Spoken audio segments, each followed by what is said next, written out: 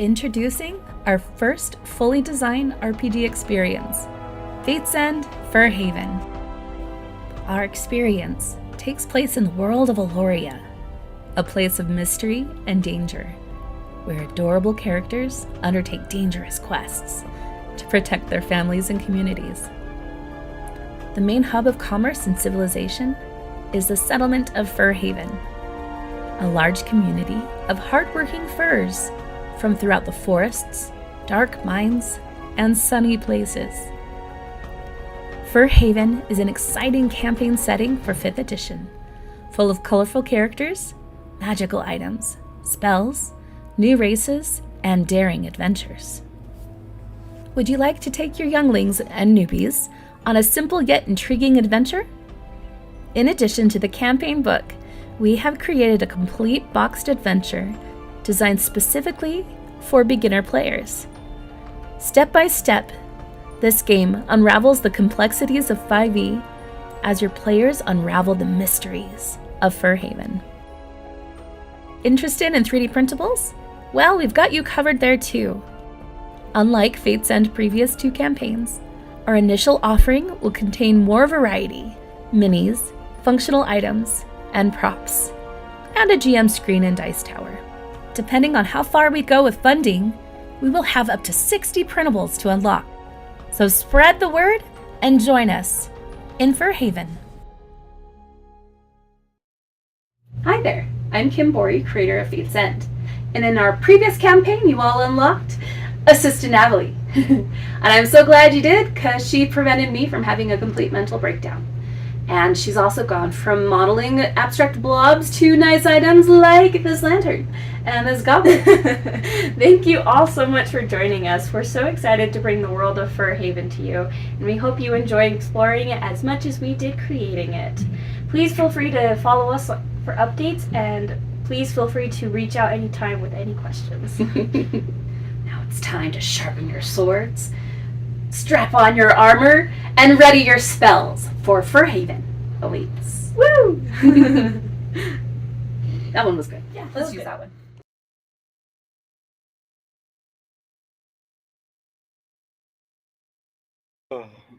I absolutely love that you said that's a good one. Let's use that. Keeping it real.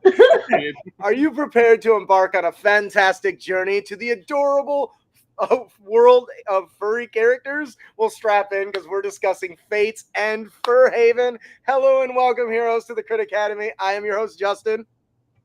And I'm your guest, Kim Borey. And I'm your co-host, Ian. Brandon is out today because he's not feeling well, and we don't want COVID. So, well, we hope to inspire you with creative content that you can bring with you on your next adventure. Oh, I am so excited to talk about this. Thank you for joining us today, Kim. This is something that really has got me really excited. For those that are just coming in, Furhaven takes place in the world of Aloria, a place of mystery and danger where adorable characters undertake dangerous quests to protect their families and homes.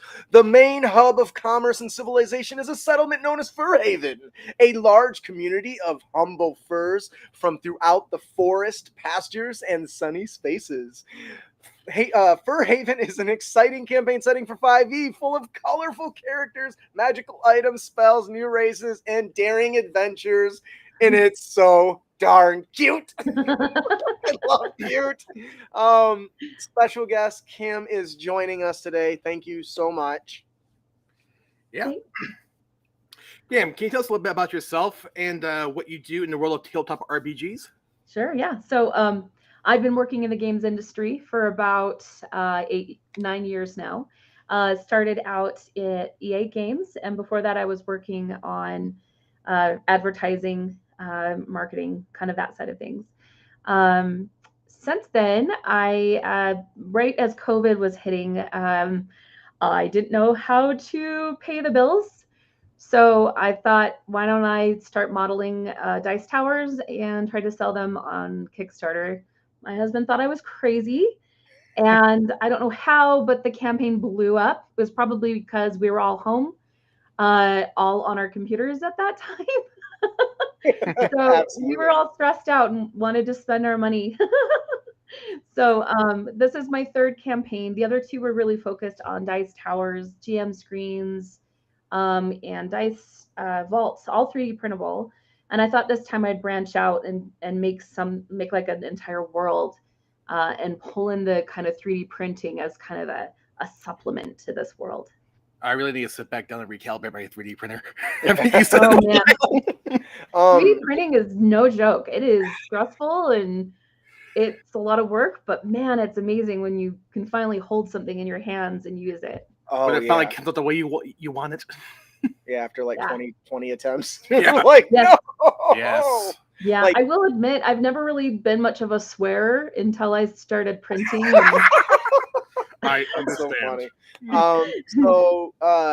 Yeah, and first of all, the 3D prints are amazing. To my understanding, you do the modeling, right? Yeah. Yep, I did the designing and the modeling. Worked with some really talented artists to kind of bring the sketch into fruition. So I could say, hey guys, give me money and I'll make this. Well, and that's and people gave me money. That's one of the beauties of Kickstarter, right? Yeah. So before we delve into Furhaven a little more, we always like to ask our guests, because one thing about D&D is it's such a memorable experience, and everyone experiences different. Would you be willing to share your most memorable tabletop D&D moment with us? Oh man, that's a hard question. Yes.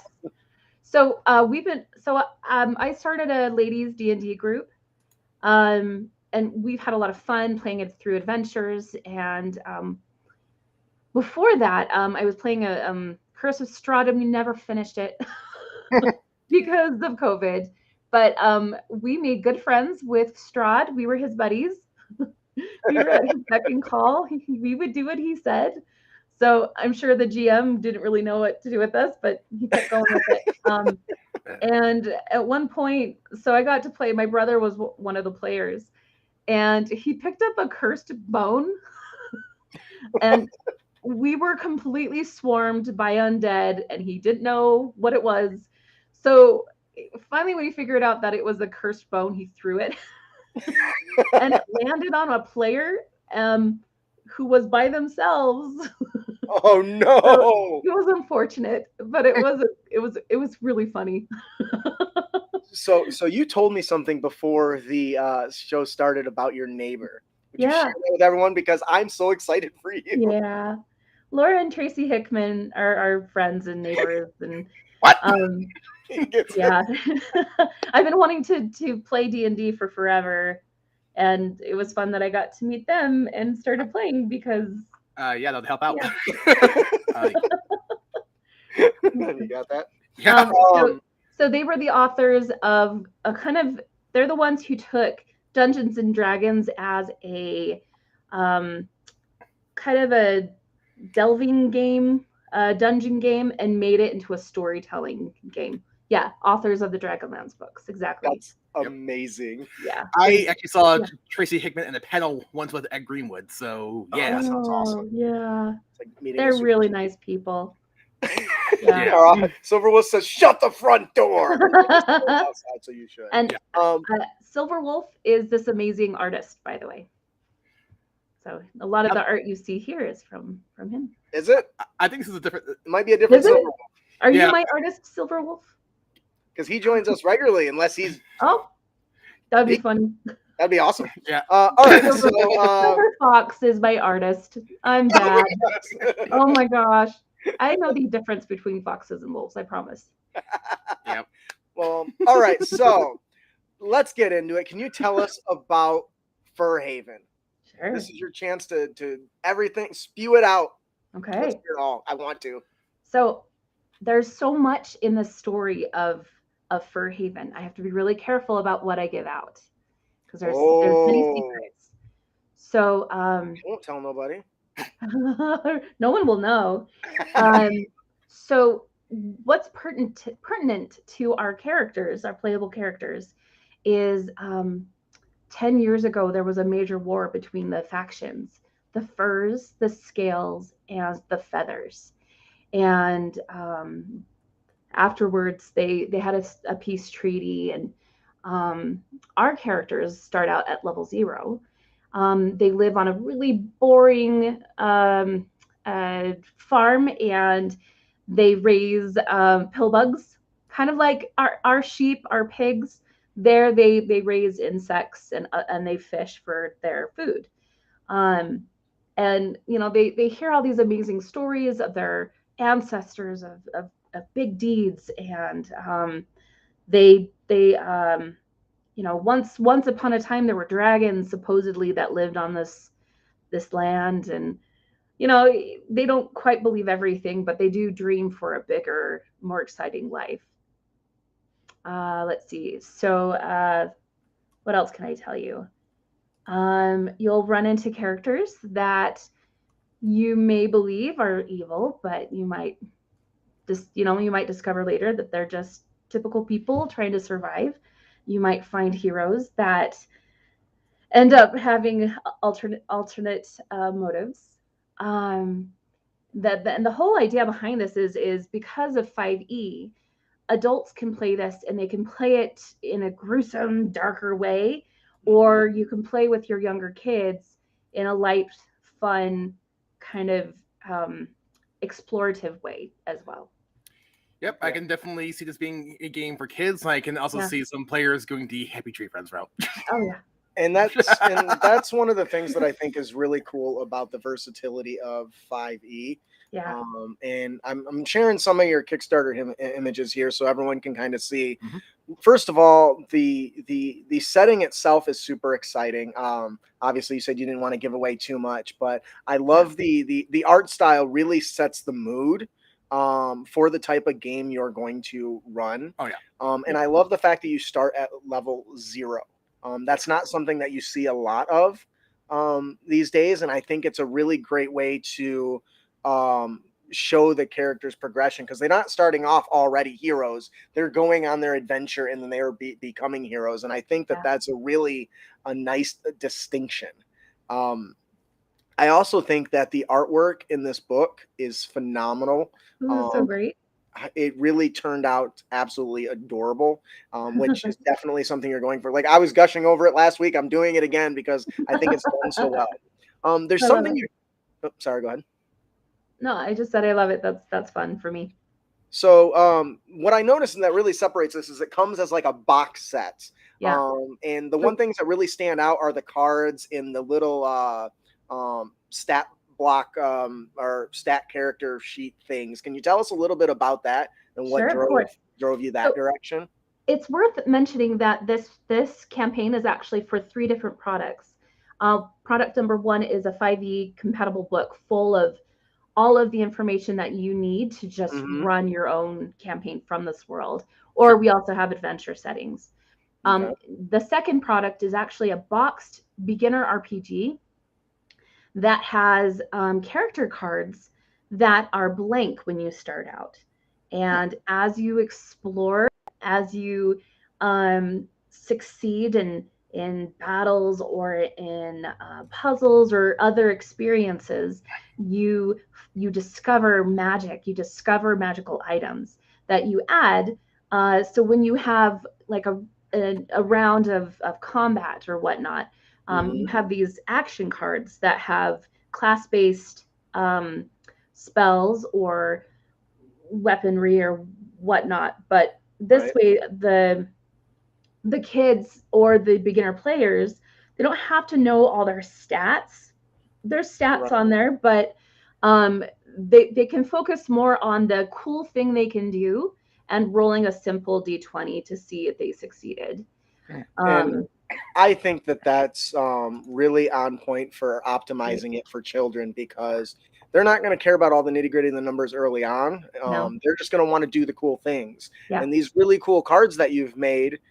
So I was looking at the really cool cards things. I got distracted right in the middle of my own statement. These cards that you made are really cool because they tell you give it to the character or the person, and they can either read it, or at the very least, if the parent explains it to them, they can know what the picture is. So once you explain it to them, they don't necessarily have to have a good understanding of what it says, but what it does. Exactly. And I think that that's a really great way to do it. What do you think, Ian?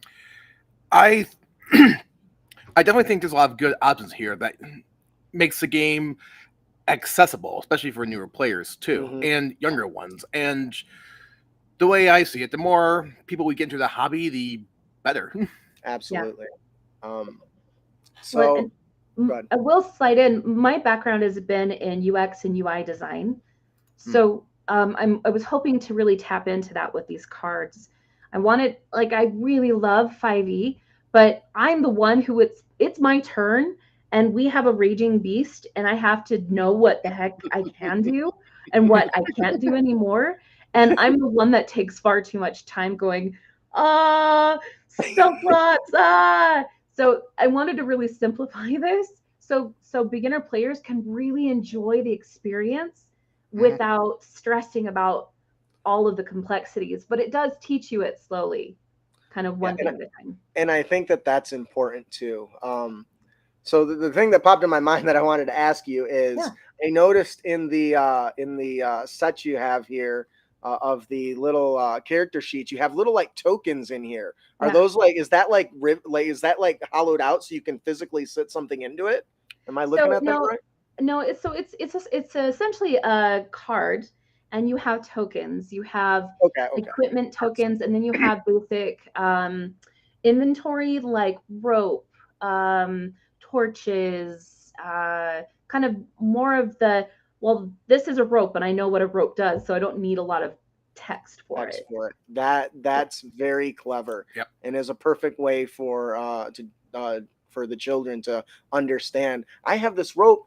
What can I do this with it? I think you're going to get a lot of that, which is, by the way, if you haven't run D&D for kids, you need to. Anybody out there in the Crit Nation, it is single-handedly the most mind-blowing experience, because they will think of things that I've never even could have dreamed of as an adult. Wow, okay, you're the exception, maybe, I guess. Like, for me, it reminds me of the old Yoda saying that says, what did he say?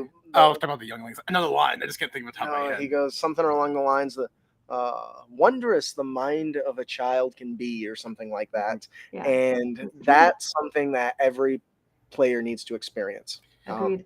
So, all jokes aside, I wish I had even a fraction of the imagination I had when I was 5. Right? Oh man, because they don't. Right? Kids don't have the preconceived concepts and the limitations of what the text might say.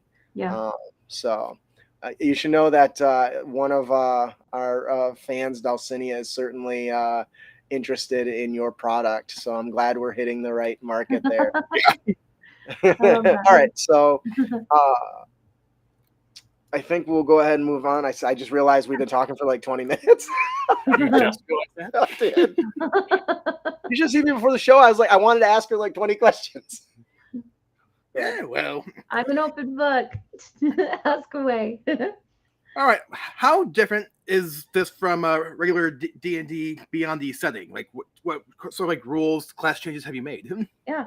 So we have definitely some unique takes on 5e. We have kind of familial. We group species by their ancestries. So, for instance, if you take like a wolf, I'll just use my last example. A wolf and a fox may have a similar ancestry. So they have some specific abilities or traits that they have developed through that genealogy. So with the way we've taken 5e is you literally can take the book and you can play any creature that we have on this planet. You can play a platypus, you can play a snake, you can play I don't know, just any type of creature, a koala, pretty much anything you think of. We have rules for them that you can kind of apply to your character. That is awesome and so forward thinking. Of course, she would ask that. My wife wants to know, can I be a flamingo? You could be a flamingo. You would be a feather. We do have kind of the distinction between furs, feathers, scales, and fibs. Fibs are kind of the awkward ones. They don't really quite know what to do with. So that's kind of the the term that the others use for that grouping. I love that. Other catch-all. Yeah, it's like the equivalent of muggles. Kind of, Right? yeah. They're different, right? They're Like different. They're your just wizard, warlock, not. muggle. Yeah. Let's see what other things. Man, there's so much. We have unique deities. We have unique lands. We have. I wanted it to be a lot of stories, some really unique roll tables that are kind of more like ad libs, where if you want to do a one shot and you just want to make it up on the fly, you can do a roll table where it picks like what the quest is and where the location is and what the quest giver is and all that, so you can just go. I love that. Let's see what else. Man, there's I so see much. Dulcinea's talking about including her animals, her pets as Yeah. characters in her games. Like she's literally looking at your Kickstarter right now, and she's her cat is such a cleric. He's a cuddler. He's a cuddler. I love that. So the dog you see on there, that is my Cocker Spaniel. She's gone now, but she was my buddy growing up. Sure. And she would hoard socks. And like if your sock was on the floor, like it was her sock, like there was no chance anymore. But she has a little bag kind of on her hip with socks in it, the character. So it's awesome. fun. I'm excited to do some creative thinking with the backers for that tier, and really have the personality of their beloved pet or animal. Yeah, exactly. And she lives forever in D&D. But like I love animals, obviously. I mean, I did this campaign and they're my people. For sure. I have to ask, how big of an influence was the Disney afternoon block? Say again? I have to ask, how big of an influence was the Disney afternoon block? So this, like, let's see, come on, Jane. Come on, Robin Hood. Yes. The Disney Robin Hood is totally what I wanted to make here. I love that movie. I think you exceeded that movie in every possible capacity. I love that growing up, and I can totally see that in here. The rooster. Yeah. Please tell me. He's talking about what's the rock the Elvis Presley rooster guy. Oh, that's a different movie altogether. Rockadoodle. Rockadoodle. Yes. Yeah. Oh my gosh, I want to play a Rockadoodle bard now. That's my gosh, that would be so fun. That's actually a Don Bluth movie, not a Disney movie. Well, whatever. All right. So obviously, there's a lot that goes into this product. And the content and the development process. Do you think you can tell us maybe about some of the challenges that you ran into? So challenges me personally making this campaign? Yes. Oh man, it's always time. Money is always another part of it. But so I have 2 kids. I have a 2-year-old who's almost 3, and we have a 5-year-old. Well, actually, he just turned 6, and he is on the autism spectrum. So it's been a lot of trying to help him and still fulfilling my other campaign. And I mean, I've been planning this Furhaven for over a year. So luckily with that planning, I was able to get everything kind of prepared. But also I've been really struggling finding my audience with this campaign, because most of like my marketing goes to a very specific group of people online. So but what I'm seeing in the chat is I think you guys are our audience, so thank you. Yes. I'm telling you right now, you got a backer in me, so so please, I want to make this work. But yeah, definitely it's always time, and just due to my experience over the last 23 years of being a UI UX designer. What does that mean for those that are not in the know? So I would design a lot of the interface buttons and kind of how you get from one part of the game to another part of the game. Through the interface. But through kind of that experience, it's I can sit down and kind of organize all the content and organize all the tasks and schedule out all the work that needs to be done. All right. But, And yeah. what would you say your favorite part has been, or creating Furhaven? Oh, the art.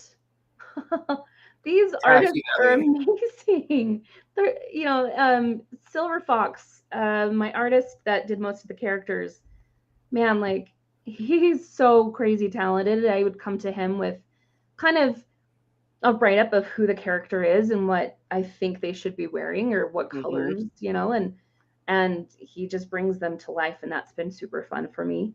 Coming up with magical items and props and characters, like I'm a complete lore nerd. There's like 10 years of my life that was completely lost to World of Warcraft. Because I love the story, I love the lore, and I wanted something really deep. And it's hard to show that in a Kickstarter campaign because so much of it builds on so much of it. That is a terrible sentence, but it's so deep, and there's so much history and stuff that happens, and I don't want to give anything away, right? Right, so it's hard to show that. But I do want to think it's worth mentioning too is that Kickstarter is fully funded. That I think that is worth mentioning. You have succeeded. So congratulations. I think that's a really good segue into the next part of this is when does the Kickstarter end? And well, first of all, if this sounds like something you want to do right now, you're listening to this, and it ends when? It ends not this Thursday, but the following Thursday. So that would be March 24th. Yep. So if you're listening to this right now and it's not March 24th, head on to rebrand.ly/crit Furhaven and check it out. Please, if it sounds great, check it out. Back it. It's gonna be, honestly, I'm a backer, so y'all. Yay! And I think that if it's after that date, let's say sometime in the future, because the podcast will be out there in the worldwide internet forever, where would they head to pick this up once it's finished and published? So just visit fatesend.net, and then we will have links to the late pledge backer option there. Wonderful. Yeah. I'm super excited for this product. I can tell that a lot of your heart and soul went into it. Your the not only in the presentation, but in the writing of the lore, and it all is just so well done. So congratulations on being achieving your funding goal. I hope that you go beyond and hit several of your stretch goals. Oh, we have tons. Yeah. So good. I really I love. If you guys haven't seen this dice tower, I keep saying I want to say STI. It's STL file. STL. If you look at this bad boy, it is just monstrous. Nice. And where is it at? There it is. Look at that monstrosity. I love it. Isn't that so cool? It's so cool. It's like a little tiny like Disney village. It's so great. The one on the left is a dice tower. The one on the right is a GM screen. Yep. That's so awesome.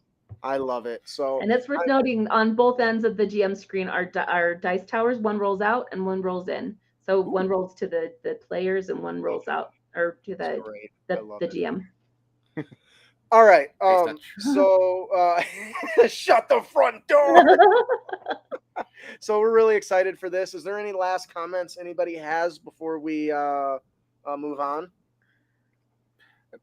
Not in particular. Kim? Feel free to contact me on Kickstarter. Like if you have any questions or thoughts, I'd love to hear them. Do you have a social media? I do. So it's Fates End Games on Facebook. Wonderful. And right now it's Fates End Towers on Instagram. Okay. We'll get those linked. I'm sure Alicia will drop those in the comments, and we'll also make sure to link those in the podcast when it goes live. All right. Well, I think if Alicia's ready to go, I think we will move on to our unearthed. Well, we've got our mid-credits roll ad.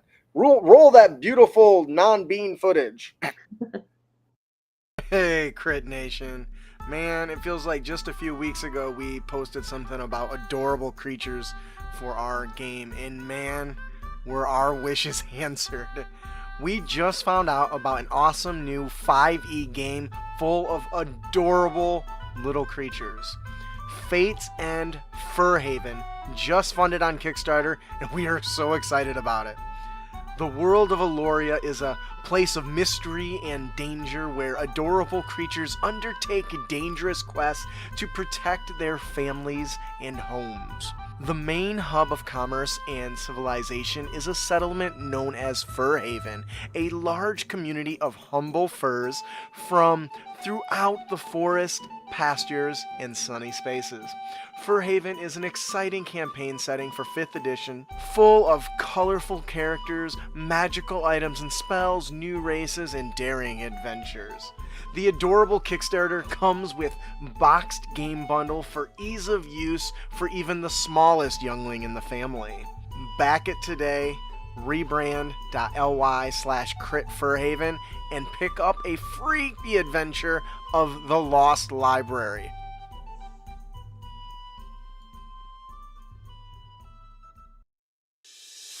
And now, what you've all been waiting for. Our Unearthed Tips and Tricks segment, where we bring you new and reusable material for both players and DMs. Alrighty, folks. Our character concept is going to be shared by our special guest, Kim. Would you like to introduce your character? For sure. All right, hang on 1 second. I'm going to read some of this because my brain wanders. I know that feeling. So our special character is named Poppy. Do we have a visual to share of that? There it is. There we go. So Poppy, this chipmunk may be tiny, but look out. You don't want to mess with this one. Behold the power. Fireballs are fun. Like a caffeine-infused force of nature, this little chipmunk is always on the go. Nearly 10 years ago, you were left in the care of an elderly couple of sheep, Elidor and Elwyn. They are simple farmers who live outside the small farming village of Daisyshire, about a day's travel from Furhaven. You don't know any of the details, but the elder sheep couple have been your guardians since then. They never share details of what happened to your parents, but they tell you that your parents were good folk. Let's see. Life on the farm could be a little dull for a group of rambunctious younglings. Nothing exciting ever happens, but it's a safe place with good, healthy meals every day. And their motivation is exploration of the world beyond Daisyshire, Poppy's untapped powers. Accidents happen, but Poppy believes there's more to their unexpected explosions of speed and random acts of fireballs. I love it. That is so adorable. And Dulcinea says it reminds her of the character in Over the Hedge. Oh my gosh. Yes, the little one that just has so much caffeine in him. I was thinking the score from Hoodwink. That works too. Yes. I love this character concept. I like that Poppy is excited for their power, but also recognizes the dangers, but is willing to put themselves in danger to experiment with explosions. And it sounds like so much fun. And I think that this would be an amazing encounter in even a regular game if you tossed it into like the Feywild. Oh so my you can God. use this character in concept and these details right in your current games. I think it would be so much fun. I love that. I'm now picturing that one penguin from Madagascar. Kaboom! Yes, I love it. Yes, Rico. Kaboom! I really like the story that you have fleshed out here. It gives really great personality to him. I love the little chipmunk voice you did. Spot on. Well done. And behold my mighty power, fireballs. I love it. I definitely will. So I'm running an adventure for my my Emerald patrons right now, and they're in the Feywild. Oh, wow. So if you're listening to this or watching this, because our editor is in that game, you can expect to run into Poppy I because love this it. is adorable. Yay. All right, that'll do it for our character concept. Poppy, the sorcerer chipmunk. I love it. It needs to be a wild magic sorcerer. Of Yep, course. yep. All right, Ian, would you like to tell us about our monster variant today? Okay. We have the Falcon Orc. The origin is the Knight, also known as the Kinnicket for you Monty Python fans. Now, some of the lost features are the plate armor now just becomes natural armor, AC 17.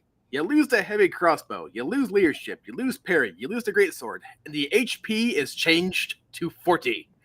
Now, the new features they get are they are immune to cold and thunder. They resist slashing from non-magical attacks that aren't adamantine, and they are straight up immune to fire. They are vulnerable to cold and thunder. They're vulnerable to cold and thunder. Fire damage though can suck it. And they also gain some spell casting. They can cast using their charisma, which is a spell DC save of 12, control flames, and mold earth. Nice. We're also going to give it fire aura. So at the start of every turn, at the start of each of the volcanorcs turn, each creature within 5 feet takes 1d4 fire damage, and of course, things that are flammable go kaboom. I'm sure Poppy would be proud. A creature that touches the volcanorc or hits it with a melee attack also takes 1d4 damage. We are also going to give it a flame tongue sword. You're welcome, players. Which does 1d8 plus 3 slashing damage, and of course an extra 2d6 fire damage. Yeah. The other players want to kill it. Right. Next, we're going to give it Hurl Flame so it can lob fireballs once again, making Poppy proud. With 3d6 damage, and of course it lights stuff on fire as well. And of course, you know me, I either give them legendary actions or reactions because I want dynamic combat. We're going to give it Burning Rush. This guy really has an issue with people that cast spells on him. So when immediately after a creature casts a spell of first level or higher that deals cold or thunder damage within 20 feet, the Volcanorc can move up to twice its speed without provoking op attacks and then make one flame tongue attack against the creature. Kim, what do you think about this? Oh, look at that artwork. Oh man, that's amazing. That's so good. Yes. Oh man. All I can say is he's toasty. He's hot. Oh, I love it. Man, that rush attack is amazing. So, go ahead. Chill, Volcanorc. You did what now? You know, sorry. So, I actually got a lot of flack about this from a guy who said he thought my build was a little bit more powerful, which is why we lowered its hit points and everything. But that's besides the point. I gave this creature 2 vulnerabilities, and that reaction only triggers when they attack towards his vulnerabilities. Oh, that's clever. So for me, this is a perfect opportunity to either let the smart character shine, because if you give the player an opportunity to roll a knowledge check when this happens or an intelligence check, they can put together that, it's only happening when we attack with this because it's doing double damage. Of course he's going to be angry with us. You're just pissing him off. Yeah, right. Other than that, how would you use this in your campaigns, or if you came up against this, how would you deal with it, Kim? Oh man, that's tough. So I would change him to an elemental. We have raging elementals throughout our land. Oh, so I love that. He could still look a little bit like him, but we don't really tend to have humanoids. I have to remember I would probably try to use frost on him. Nice. That's something that Poppy might get a little later in the game. But yeah, like that rush without the reaction is tricky. It is. Yeah. But I thought that it was a perfectly fair trade-off for giving them 2 vulnerabilities. Oh, for sure. I would probably try to take him down with my ranger. Yep, that would definitely a hit and run tactic is definitely something you're going to need. Yeah. So, all right. If anybody's interested, we have a fully fleshed out backstory, character templates, art or character stat blocks, lore, all that good stuff. Part of our Patreon for this character. So if you're head on over there, consider checking that out if you want a little more than just the go do it yourself stuff that we give you. All right, that'll do it for our character concept. I am really excited or for our monster That's right. concept. I'm really excited for our encounter. Kim, will you tell us all about Furhaven's The Lost Library? Yes. So, in the middle of the night, a small mysterious tower has recently appeared outside the borders of a nearby forest. That's odd in itself. They don't usually have buildings that just appear. But what is truly strange is that folks are sure it's never seen in the same place twice. There are rumors of strange little creatures lurking near this new tower. Surely a building as magical as this, there must be treasure inside. They also discover just odd things appearing in places that aren't really expected. So when you begin the adventure, expect to find some things in places where something else may have been. Sure. I love it. I love that you allude to lore in this. So for those that don't know, you can actually pick this adventure up right now on the Kickstarter page, I believe, for free. So you can check it out, and it gives you everything you need to run it with the kids right out the gate. And it is a very wonderful introduction to Furhaven, and is a great adventure in and of itself. I really enjoyed reading it. I love the layout. It's very gorgeous. You guys did some phenomenal work. Thank you. Just wonderful. Now, I do have to preface this with, if you get this free product, I guarantee you will immediately go and back the Kickstarter. So if you're listening to this, go and pick this up right now and see what you got to look forward to. Yeah. Because that really got me super excited. The book will look very much like this, and have a similar feel to it for sure. Yeah, I wish I would have grabbed a PDF of it and had it open so I could show people on the screen. You know what? I'm only one man. All right, definitely check out the Lost Library. I'm big on stuff like this because I love lore, and the fact that you're starting with a library means that's a great opportunity to get the characters engaged in the two and other pillars of the game, which is exploration and role play, and it really pushes that quite a bit. And I really, really like that. And it's also a really great way to expand on the lore of the world through the character actions by exploring a library. I want to go look at the bookcase. You see, you pluck out a book that's got a little bit of furry binding, and it turns out to be a book on conjuring woodland beings or something weird like that. I guess I don't know how that would work in a world where everyone's a woodland being. So instead of animals, they would be summoning insects and fey creatures. I love that. Yeah, that's awesome. See, she already thought of it. It's great. It's adorable, and I like that you can expand on the lore with these things. So kudos to you and the team. Is there anything else you wanted to elaborate on? Oh gosh, that's so hard. Gosh, there's just I wish I could go into some of the depth of the stories. There's a lot to unpack, and just this free adventure, there's some big story elements that you won't discover until the very end of the major adventure entire arc. And no, I'm really grateful for your time, and this has been a lot of fun. I love talking about Furhaven and 5e, D&D, RPG, all of that. Like it's my jam. I'm a nerd. I love RP. I love adventure. I love exploration. So it's totally something I have it. Silverwolf says, can you imagine if your D&D adventuring group narratively stumbles onto a portal that ends up in the realm of Furhaven, turning into playable races of Furhaven? Oh, I am all for that. Let's do that. I want to give something away. Okay, only you guys know this. Okay. Tabaxi may not be Tabaxi. They're from our world. That is hot. There's a lot of reasons for that, but I can't go into it. Nor can I think we say Tabaxi in a few books. You can't be yanking at my heartstrings like that and just pulling away. It's just unacceptable. Got me in tears almost. All right, that'll do it for our encounter, the Lost Library. Our magical item of the podcast is the Tome of Woodland Guardians. Yay. Justin, why did you pick and create this? I wonder why. This wondrous, very rare item does require attunement by a spellcaster. This tome was created from a tree housing a fey dryad. She sang it into existence as a gift to a group of young adventurers who protected the forest from an evil blight. Its cover, made of bark, is intricately carved with images of woodland creatures, vines, and tri-lobed leaves. The Tome of the Woodland Guardians acts as an arcane focus and a spellbook. While attuned to it and holding it, you have a +2 bonus to spell attacks and spell save DCs. The tome has 10 charges for the following properties. It gains 1d6 +4 expended charges daily at dawn.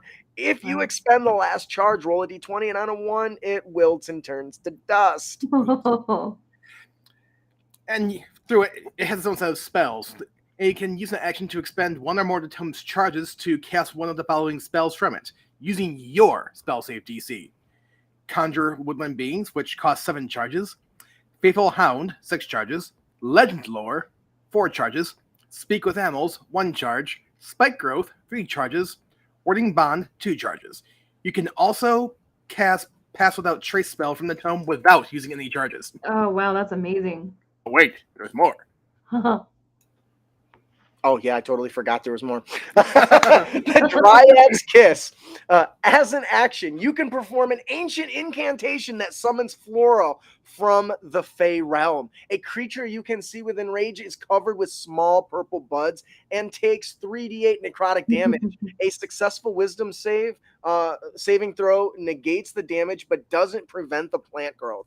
The buds can be removed by the target or an ally on the target within 5 feet, uses an action, or wow, I totally goofed that up. The buds can be removed by the target or an ally of the target within 5 feet who uses an action to make a successful intelligence, nature, or wisdom medicine check against your spell save DC, or by a greater restoration or similar magic. While the buds remain, whenever the target takes damage from a source other than this spell, one bud blossoms into a purple and yellow flower that deals an extra 1d8 necrotic damage to the target. Oh, wow. Once 4 blossoms have formed in this way, the buds can no longer be removed by non-magical means. The buds and blossoms wilt and fall away when the spell ends, provided the creature is still alive. If a creature affected by this spell dies, sweet-smelling blossoms quickly cover its body. The flowers wilt and die after a month. You cannot use this feature again until the next dawn. Kim, Wow. what do you think? I love that. Oh my gosh, I want one. Amazing. And what's spell duration? Oh, wow. For which? Oh yeah, it should be a minute. I guess I didn't put that in there. Fail. Should be up for a month. Oh no! I love that you have to remove the flowers, man. Like, as a player using that, that's awesome. As a player who's receiving that, man, it's brutal. I typically avoid the very rare and legendary items because I feel like those don't get as much play. But this is one I had on my mind for some time now, and then just the Furhaven theme, just like, you know what? I gotta go with it, and I fit it into the lore and everything, and I'm really happy with how it came out. We got the magical conjured little beings, then we got or insects. You can do insects. I like that. The faithful hound, all that stuff just kind of fits the nature vibe. So I love it. What do you think, Ian? This thing be dangerous. Yeah. Yeah. Pass without a trace. At will. Oh, that's amazing. Yeah, it's super powerful. Yeah. But it's very rare too. So yeah. That's the trade-off, I suppose. All right, that'll do it for our magic item, the Tome of Woodland Guardians. Now, on to our Dungeon Master tip. Theater of the Mind, story beats, and reversals. Narrative focus, mini-free combat rewards those who plan with some reversals and surprises in their encounters. Surprises that do not depend on the map. Instead, they depend on NPC plans, schemes, and speech, and on characters' histories and goals. What is a reversal? A story reversal that assumes the characters are surprised is a great story beat. As a GM, you can have a Goblin Chief shout out, trapped you at last, and make the characters wonder who sold them out. Running the encounter without a map and minis is likely to reward you with player surprise and engagement, and it reduces haggling over the details of position and vision. Excellent. All right. Red text. Do you want to read that red text there, Yes. Kim, for us? Okay. I wasn't sure if there was a screen for that. Story beats are not really about combat in terms of damage and wounds, though they certainly can have an effect on combat. Instead, you're trying to get an emotional reaction: disgust, fear, surprise, wonder, joy, relief, or determination, and so on. If you say the spider has crawled under your armor, the player of that character is likely to think about how to pry it out. As a GM, it's much more fun to hear, "It's inside of my armor. Someone help me." Rather than, "I want you to move within 5 feet of me so I can grant you advantage to help get it out." And I agree with that.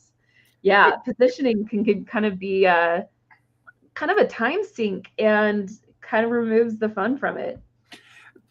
See, for me, it's the exact opposite. Yeah, see, and I think that comes in depending on the way you like to Right. play. It is worth noting that this does come from Kobold Guide to Game Mastering. I am not some great strategist or giver of DM tips, which I guess we are. Yep. And I'll admit, one thing I kind of did slightly disagree with, and granted, this is my personal opinion, where it said, "Theater of the mind reduces haggling over details of position and vision," where for me, my personal experience has been the exact opposite. Oh yeah, because there's no mistaking where everyone's at. Right. Yeah. I can see that. I really like this because I like that it engages the players in what am I doing right now? How am I going to react? Less with the, okay, I need to move my mini and deal with it. It's more genuine, I would think, and more reactive, which is something I'm a big fan of, which is why it is a theater of the mind story beats and reversals, not minis and story beats and reversals. But is there anything you would like to expand on with this, Kim? No, let's see. I'm just gonna reread part of this. No, I love role playing. That's my favorite part, and definitely sometimes I feel like in 5e the combat can remove some of the joy out of role playing. And I kind of like the theater of the mind and kind of bringing back the story, back the emotion, back the flavor. So it's not just stats and positioning and kind of the logical rule sets. It's kind of more both. I really like that. Yeah, absolutely. All right, that'll do it for our Dungeon Master tip: theater of the mind, story beats, and reversals. This was specifically for theater of the mind because that's what I do best. Yep. Sorry. And people who like tactical maps, that's okay too. No, you're all wrong. And that's the beauty of this is there's something for anybody and their play style. Oh yeah. All right, moving on to our player tip of the podcast. Don't be a dick. And you can avoid dickitude by letting your personality shine during dire straits. Some of the most memorable demonstrations of character personalities appear in dire straits. A character retorts to a villain's threat with a trademark one-liner, shouts a famous battle cry, leaps into harm's way to protect others, or turns and flees in the face of overwhelming odds. Every battle, hazard, or other dire situation offers opportunities for roleplay, especially if things go awry. When your character lands in a dire situation, how does he or she or they feel? How do they react? Do they follow a code? Do they follow their heart? Or do they just look out for themselves and not others? Or maybe they look out for others. Below are some examples to consider when trying to decide how to react. How courageous are you in a dire straits situation?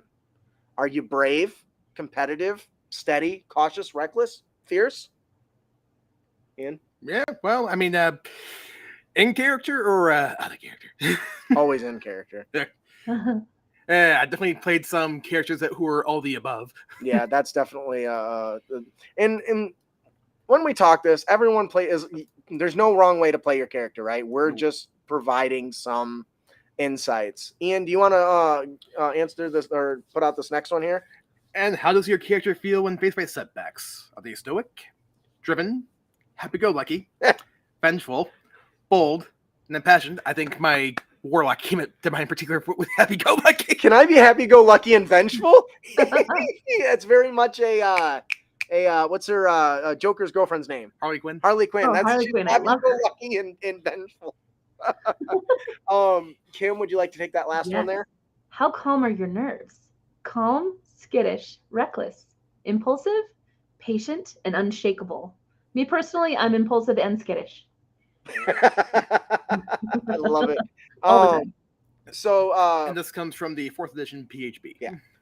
I know we've talked about this in the past. Everyone, 4E gets a lot of flack. But we honestly love it. Yeah. But if you don't take it for anything else, the player tips, the DM tips, and everything that come out of this book have never been done better in any other book, in my opinion. And quite frankly, it has some good rules that were just some good ideas. So getting back on point, because I always feel like we need to defend 4th edition because we're some of the few that actually really loved it. And it was my 1st edition too, so. Oh, it was your first? Yeah. That probably holds a special place in your heart too, though. And the first group I played with it lasted 2 years, so. Yeah. All right. So what do you guys think about this kind of player tip that kind of gives you an assessment of what your character would do in a situation so you can kind of stick to that? Would you use something like this? Oh, me personally, I've used so a lot of the 5 characters that come with the boxed game are like this. We've got Harper, who is a hedgehog. He's really shy. It rolls up in his little ball of quills. Is not one who's going to take the initiative, I guess, to go out and battle. Poppy just blasts forward without considering danger or anything. We've got another character that's more strategic. It's a skunk named Sage, and they're strategic and intelligent. But definitely, I love using these words that kind of help drive the character, because when you're in a world like this and you're playing a specific character, it's really fun to play them as something that isn't you. Yes. And kind of try to dig into what their motivations or emotions or how brave or how calm they are in situations. Yep. And I think when you're in dire straits, that is one of the best ways to find out exactly how your character would behave. Yeah. And it's so fun to have one player that's like the one that's going into battle and the other one that just runs the other way. That's me. All right, that'll do it for our player of the podcast. Don't be a dick. And you can avoid dickitude by letting your personality shine during dire straits. And we're not talking the band. Not the band. There's a band called that? Probably. Probably. I don't even know. Yeah, all right. yes, before we close out today, every week we love to give away fat loots on our show. We make it rain to fill up your dragon's hoard. This week is no different. Today's RPG Fat Loot giveaway is Questmaster, compliments of Pesto Publication. Join a comedy show that pits 5 teams of adventurers against a series of ridiculous quests in this adventure for 5th to 8th level characters. Questmaster is a one-shot inspired by the British panel show Taskmaster, which I Googled and it's hilarious. You should do it too. Compete against the Star Scale Kobolds, the Unnecessary Umlauts, the Guild of Friends, and the Cult Occult to win Fantasy Role-Playing's greatest prize, a large amount of gold. This is very much if you want to run a slapstick night of comedy, this is the adventure for you. Who is our winner today, Ian? Our winner today is Garrett Bess. Woo-hoo! Yay! I'm assuming that's now, so I'm going with That's good enough. Congratulations. If you enjoy the product, please make sure to leave a review. Always helps content creators. If you didn't win, have no fear. Crit Academy is here. Head on over to critacademy.com and subscribe for your chance to win to our newsletter. Super easy. Please don't forget to take our quick survey and let us know what you like and what you don't like about the show so we can take that feedback and improve the show to make it a better, more enjoyable experience for you, the wonderful audience. We are bards after your ear, after all. Now, in order to take that test, visit rebrand.ly/crit survey. I'm pretty sure there's some sort of reward for that too. We're going to make it rain on some people, so do that.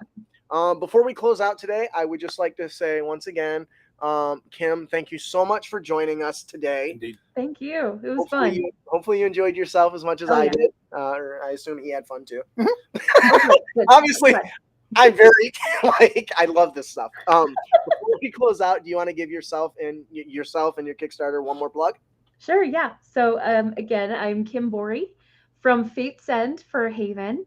Yeah, please join us. We've got lots of fun characters to unlock. We've got, let's see, we've got a barbarian turtle coming up. We've got a lizard warlock. We've even got an axolotl wizard, who's pretty dang adorable. And yeah, thank you so much for the time and attention. All right, thank you for coming on. We definitely enjoyed it. Now, You're welcome. I am your host, Justin. And I'm your guest, Kim Borey. And I'm your co-host, Ian. Thanks for listening. Keep your blades sharp and spells prepared, heroes. We'll see you guys later.